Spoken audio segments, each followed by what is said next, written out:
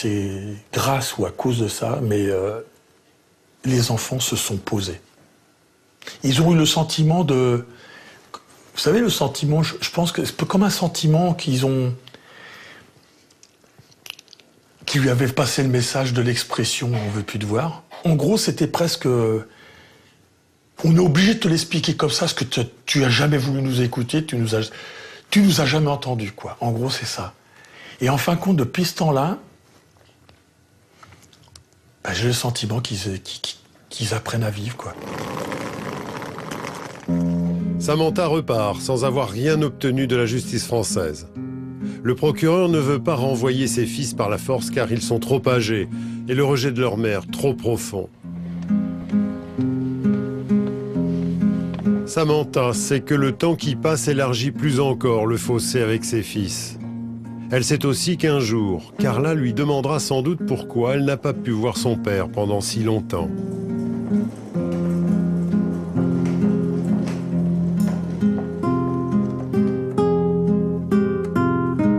Que deviennent les enfants matraqués par la violence des adultes? Cette banderole résume 3 ans de combat d'un père, Olivier Limay. Le lourd héritage d'une séparation violente, où ces 2 jeunes, Coraline, Jim, mais aussi Sam, leur petit frère, ont été enlevés au Kenya par leur mère belge, à l'âge de 12, 10 et 6 ans. Pendant ces 3 années, leur mère va s'acharner contre leur père, jusqu'à en faire un objet de terreur.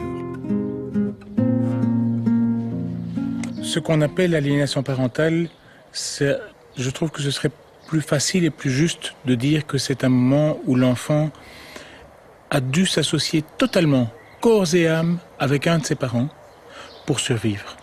Et c'est un processus de survie, je vais dire, sain, dans un contexte qui n'est pas sain. De façon insidieuse et peut-être involontaire, la mère a fait croire qu'Olivier était un mauvais père, qu'il était dangereux, qu'il n'aimait plus ses enfants. Il y a plein de choses dans la vie de tous les jours où, par exemple, on allait parler de papa, maman allait tirer la tête. Mais c'est tout du langage non verbal. Pour nous, on disait « Ah, maman réagit comme ça, il y a quelque chose qui ne va pas. » Ah donc c'est pas bien alors. Par exemple, on passait devant l'ambassade de Belgique, maman ouvrait sa fenêtre, elle crachait. Bon, elle crache, bon, on crachait tous devant la... Pourquoi? L'ambassade, c'était pas bien. Il y avait sûrement des gens qui essayaient de nous attraper et que c'était sûrement papa qui essayait de nous attraper. Ouais, c'était vraiment l'exterminer, quoi. En sens, pour être convaincu que c'est un démon et qu'il faut plus jamais que j'y pense, quoi. Vous avez détesté votre père? À certains moments, moi, je sentais qu'il y avait toute une partie qui était complètement démolie, quoi. Qui était noircie, qui était dégueulasse, qui était immonde, qui était un démon, quoi. Enfin, chose que je ne devrais pas approcher, que je devais m'en éloigner au maximum. C'était cette espèce d'ombre noire, quoi, que je devais juste éviter. Ça, c'était mon père et la Belgique, quoi. Au début, pourtant, rien de tout cela. Comme dans la plupart des histoires de famille, celle d'Olivier Limay est peuplée de belles images, où l'insouciance se mêle au rire d'enfants. La mère vit très mal la séparation et les 3 enfants deviennent l'arme du conflit. À la suite de l'enlèvement, Olivier Limay va soulever des montagnes pour tenter de les retrouver, jusqu'à en perdre parfois espoir. Je me souviens de ce cauchemar pendant les semaines qui ont précédé, de façon très répétitive, de voir Coraline, Jim et Samuel dans une grande bulle de verre qui s'enfonce dans l'océan.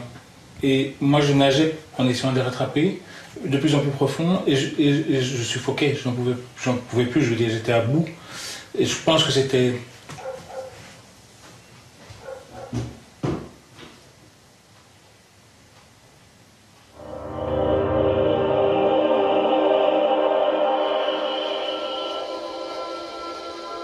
Le retour est en effet aussi violent qu'imprévu. Un commando de la police kenyane prend les 2 aînés de force et les met dans un avion. Direction la Belgique. La date est lourde de symboles, 11 septembre 2001. Sam n'est pas de la partie car la police l'a manqué de peu. Coraline et Jim ont alors 15 et 13 ans. Quand on est revenu, moi je me souviens, ça m'a frappé super fort parce que je voyais qu'elle nous avait trahis, qu'il y avait plein de choses sur lesquels elle avait bien assisté, qui étaient en réalité que des bobards et des... Et là, tout votre monde s'écroule, non? Ouais. Ouais, quand on est revenu, c'était... Ouais. On est paumé entre deux parents qui disent tous les deux soi-disant la vérité. Paumé entre deux mondes. Parce qu'il y avait le monde chez maman, le monde chez papa. Et puis il fallait aussi retrouver, pouvoir se rattacher à quelque chose, pouvoir essayer de retrouver des points d'attache pour se reconstruire. Ça, honnêtement, ça a été l'enfer. Coraline et Jim retrouvent un père bien loin de l'image qu'on a donnée de lui. Peu après leur retour en Belgique, ils les autorisent même à repartir librement, voir leur mère au Kenya. Je me rappelle avoir dit un jour à Jim, et lui avoir redit ça plusieurs fois, si tu crois que tu me fais plaisir en disant ou même en pensant du mal de maman, je voudrais que tu saches que tu te trompes, que ça me fait pas plaisir. Je peux avoir un moment où je me dis, j'en ai quand même bavé hein, avec Marie, avec la maman de Coraline, Jim et Sam, j'en ai quand même bavé dans ce qui s'est passé là. Et en même temps, est-ce que j'ai le souhait que eux lui fassent payer quelque chose à ça? Non, j'ai pas envie de ça. Je souhaite pas ça. J'ai pas envie de ça. Ça m'apporte rien. Peut-être que ce serait soulageant à un moment, mais non, en fait, c'est pas soulageant. Ce qui est soulageant, c'est de me dire, chouette, ces jeunes-là, comme je les vois aujourd'hui, ils arrivent à aller chez leur maman, où je sens bien qu'ils n'ont pas de honte à y aller. Qu'on puisse avoir des moments de colère, de rage vis-à-vis de ses parents, ben heureusement. Que ce soit quelque chose où on rejette tout de son père ou de sa mère, ben je crois qu'on se fait du mal. Donc, si je contribue à se faire du mal, j'ai pas de fierté de ça. Pour le père de Coraline et Jim, le combat n'est pas fini. Samuel, son troisième fils, qui a aujourd'hui 18 ans, est toujours au Kenya et refuse de le voir. Olivier Limay dit que s'il revient, ce ne sera pas un retour, mais une arrivée.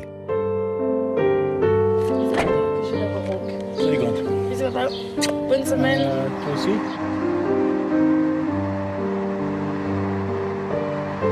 Est-ce que vous en voulez aux adultes? Ouais. C'est leur responsabilité à la base. S'il y a quelque chose qui flanche, s'il y a quelque chose qui dérape, c'est uniquement de leur faute et c'est simplement leur devoir de faire les choses bien. Je crois que la personne à qui j'en veux, c'est moi-même. Parce que je me suis dit, mais pourquoi j'aurais dû dire non? Et en même temps, elle était tellement forte que... Ben voilà. Tu étais aussi tellement petite. Ouais.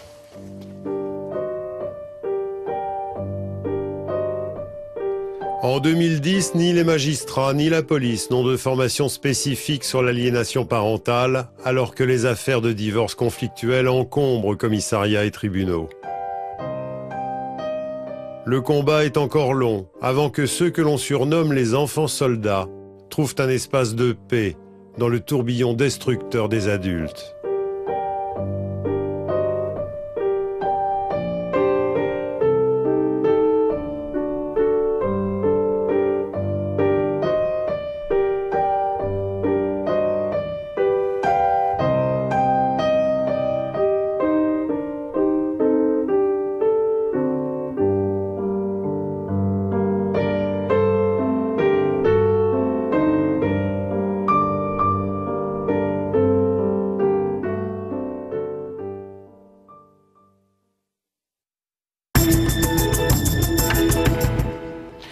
Je suis toujours avec Maître Provence, spécialisé dans le syndrome de l'aliénation parentale. On entendait cette dernière phrase des magistrats, des policiers insuffisamment formés à ce syndrome. Vous êtes d'accord? C'est ce que vous constatez, vous, dans votre pratique quotidienne? Je suis d'accord, c'est ce que je constate. Non seulement on a un problème de formation des magistrats et des policiers, mais aussi des psychiatres, des psychologues et des avocats.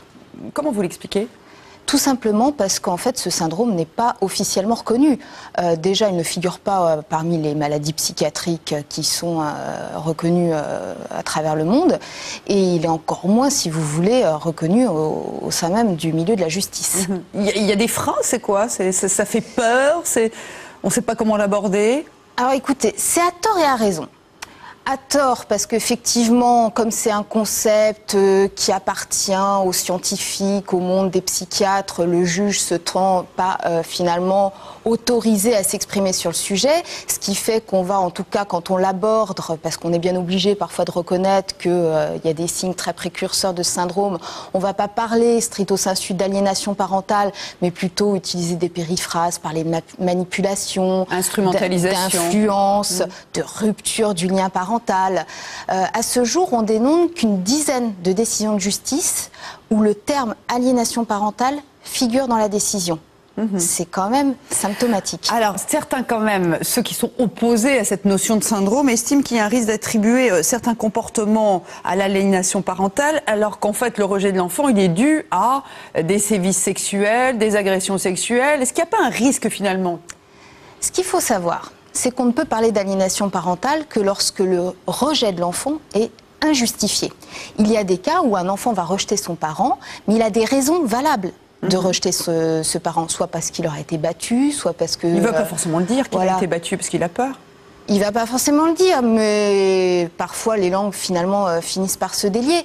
En tout cas, il y a des cas où l'enfant a vraiment des motifs totalement fondés de rejeter son parent. Dans d'autres, c'est absolument pas le cas. On invoque finalement des arguments qui ne reposent sur rien. C'est souvent du discours inventé, mais plutôt du discours finalement qui a été infiltré dans le cerveau de l'enfant. Alors il y a des cas terribles, extrêmes, où on voit ce père avec cette fille, quand il voit sa fille se débat, crie. Enfin, d'ailleurs, c'est un déchirement pour tout parent. Est-ce qu'on peut s'en sortir ? Est-ce qu'il y a quand même de belles histoires, enfin des histoires qui se terminent bien ? J'ai le souvenir que Richard, dans le reportage, nous dit que finalement, c'est terrible d'assister à la souffrance de son enfant et d'être impuissant face à cette souffrance. Il dit justement qu'il assiste passif à une souffrance atroce. Et ça résume totalement justement ce que l'on ressent quand on est finalement un parent rejeté à cet extrême. Impuissance que l'on retrouve également dans une certaine mesure chez l'avocat, puisque, en tout cas, dans ce type d'affaires, on est au quotidien confronté aux lenteurs de la justice, à son incapacité à réagir rapidement face à ces phénomènes. Et je dirais que l'ennemi numéro 1 du parent aliéné, c'est le temps. Le temps joue en faveur du parent manipulateur. Et aujourd'hui, on n'a pas les réponses judiciaires adaptées. On a les textes, on a les outils, mais ils ne sont pas utilisés. Je vous donnerai juste un exemple. Quand un parent ne remet pas l'enfant à celui qui est en droit de le réclamer, parce qu'il a un droit de visite et d'hébergement qui lui a été octroyé par une décision de justice, il commet un délit pénal, qui est le délit de non-représentation d'enfant, qui est réprimé par l'article 227.5 du Code pénal. En principe, quand vous êtes effectivement, finalement, quand vous ne pouvez pas accéder à vos enfants, vous allez déposer une plainte et cette plainte doit être étudiée et ensuite doit déboucher sur des poursuites. Le problème qu'on a, c'est qu'en tout cas, dans la politique pénale actuelle, la priorité n'est pas donnée au traitement de ces plaintes pour non-représentation d'enfants. Ce qui va créer finalement chez l'auteur de ce délit un sentiment d'impunité, de dire de toute façon, pour que le procureur s'active... Et s'intéresse à mon histoire, voilà, ça prendra du temps. Il faut qu'on en arrive à une vingtaine de plaintes. Donc on va jouer là-dessus, sur la stratégie finalement de l'absence de réactivité finalement de la justice pénale, et aussi peut-être on va présager d'une certaine lassitude du parent qui réclame à corps et à cri de pouvoir voir son enfant. Deuxième chose, au niveau des juges aux affaires familiales, ce sont des juges qui n'ont pas les moyens qu'ils devraient avoir, ils sont débordés, les rôles sont rengorgent d'affaires. On a une procédure en principe prioritaire qui permet effectivement de faire le juge se prononcer plus rapidement, qui est la procédure de référé. Alors c'est une bonne chose, c'est vrai que dans ce cas précis, vous pouvez obtenir une décision dans un délai restreint, 1 à 2 mois. Mais si jamais vous perdez en première instance parce que le juge il a considéré qu'on n'était pas dans un cas d'aliénation parentale et que donc vous décidez de faire appel, le problème c'est que la priorité finalement disparaît et que cette affaire elle va pouvoir être jugée plusieurs mois, voire parfois 1 an après. Pendant tout ce temps, le travail de SAP se poursuit, l'aliénation parentale gagne du terrain et bien souvent lorsque vous vous retrouvez devant les juges en appel, il est trop tard. Alors justement, est-ce que quand même, je repose ma question, est-ce qu'il y a quand même des histoires qui se terminent bien ? Est-ce qu'à l'âge, quand ils ont 18 ans, 20 ans, est-ce qu'ils reviennent vers ce parent qu'ils avaient tant rejeté ? Je crois qu'il faut donner un espoir aussi à ceux qui nous regardent ce soir. Bien évidemment qu'il y a des histoires qui se terminent bien. Il y en a qui se terminent bien assez vite. J'ai eu justement l'occasion finalement, dans le cadre d'une des affaires dont je me suis occupée, de voir une enfant aliénée qui était donc partie vivre avec son père, qui était donc, on va dire, sous l'emprise du père. Eh bien, elle est revenue. En septembre dernier, elle est revenue chez la mère, après finalement plusieurs années de combat judiciaire et effectivement d'aliénation parentale. Donc ça, je pense que c'est un signal fort que l'on doit donner aux spectateurs.